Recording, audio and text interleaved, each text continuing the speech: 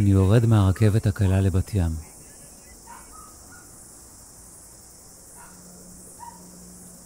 מופתע מאורך הנסיעה ומרגיש כאילו בכוכב אחר.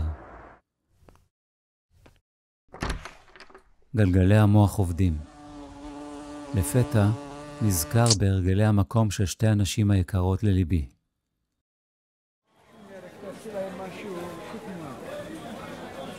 איך דבורה הייתה קונה את העוגיות האהובות עליה, ארוכות, מרוקאיות, כאלה שאפשר למצוא רק שם.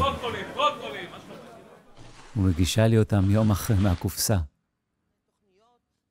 בחזרה הביתה אני שולף את הדפים, כותב קצת, ומנסה להזכיר לכולם את הזמנים שדבורה הייתה נודדת במהירות מהבית לבת ים. את הקניות שעשתה פלורנס עם אמי כשהייתה קטנה. רק את הבית בראשון הכרתי.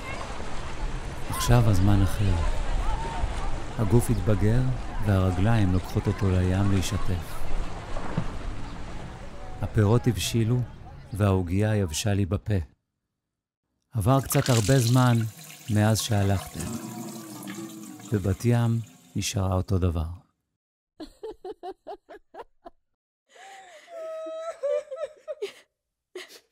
ופתאום אני מופתע מכמה שהיא שמרה את עצמה, ואת מה שאתן הבאתם.